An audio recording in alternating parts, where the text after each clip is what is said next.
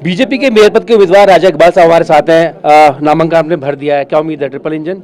देखो, triple engine की सरकार बन चुकी है, जो निश्चित है बनेगी।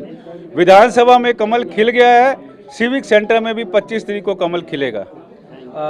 आम आदमी पार्टी कहना है कि आप जोड़ तोड़ की सरकार करते हैं, क्योंकि 2022 में उनको मिला था बहुमत, लेकिन आपने तोड़ लिए। वो इस तरह की राजनीति नहीं करते, इसलिए फिर उन्होंने फैसला लिया है कि अपना उम्मीदवार नहीं उतारेंगे। देखो, ऐसा है, जोड़ तोड़ की बात छोड़िए, मैं तो सीधी बात करता हूँ। जनता की अदालत में आई है, विधानसभा में उनको पता चल गया कि कमल खिलने वाला है। उनको मालूम था निगम में उनको दोहरी मार पड़ेगी। अब हमें कोई फर्क नहीं पड़ता वो कंटेस्ट करें या ना करें, उन्होंने जनता के बीच कोई काम नहीं किया। और आज की डेट में उनके निगम पार्षदों को मालूम है कि उनको 2 साल के बाद 3 साल के बाद जनता में जाना है, और जनता में जाने के लिए उनको काम करना पड़ेगा।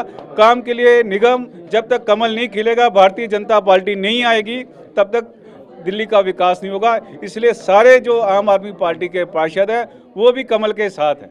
आखिरी सवाल आपसे पूछूंगा, कुछ घोषणाएं उन्होंने की थी, मसलन कि 100 अगस्त से नीचे के हाउस टैक्स की जरूरत नहीं होगी, और शिक्षकों को नियमित करने, कुछ कर्मचारियों को नियमित नियुक्त करने के लिए बात थी।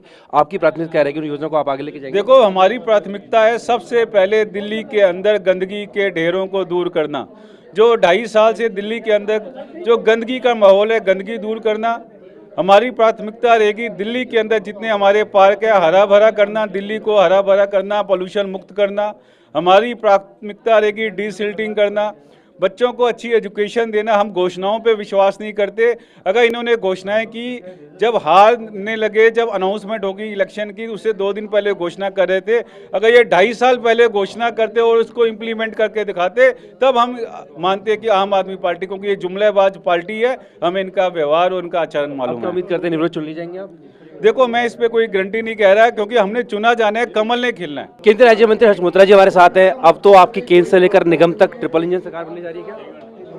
अभी निगम में जो आज हमारे मेयर और डिप्टी मेयर साहब ने फॉर्म भरा है, और आम आदमी पार्टी ने उनके खिलाफ कोई पर्चा नहीं भरा है, ये आम आदमी पार्टी के पार्षदों के अंदर असंतोष जताता है, जो आम आदमी पार्टी के नेतृत्व को समझ में आता है।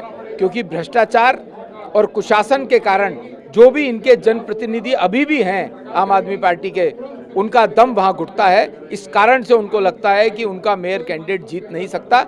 और इस समय भाजपा के पास ऑफिशियली, औपचारिक तौर पे भी कॉरपोरेटर्स का और वोटर्स का नंबर पूरा है मेयर कैंडिडेट के। मोतरा जी, आम आदमी पार्टी कह रही है कि 2022 में मैंडेट उनको मिला था, लेकिन आपने जोड़ तोड़ करके उनके जो पार्षद थे उनको अपनी तरफ कर लिया। वो ऐसी राजनीति नहीं करते, इसलिए उन्होंने विड्रॉ। वो अपना मैंडेट बरकरार नहीं रख सके, क्योंकि उन्होंने कुशासन किया, उन्होंने भ्रष्टाचार किया, जिसके कारण से उनके अपने पार्षद उनके साथ नहीं रहे। दर्जन भर से ज़्यादा पार्षद दिल्ली विधानसभा चुनाव में भाजपा का दामन थामा है। नंबर हमारे पास पहले से ही पूरा है, ये उनको पता है। इस कारण से उन्होंने अपना मेयर कैंडिडेट और डिप्टी मेयर कैंडिडेट फील्ड नहीं किया। बात करने शुक्रिया।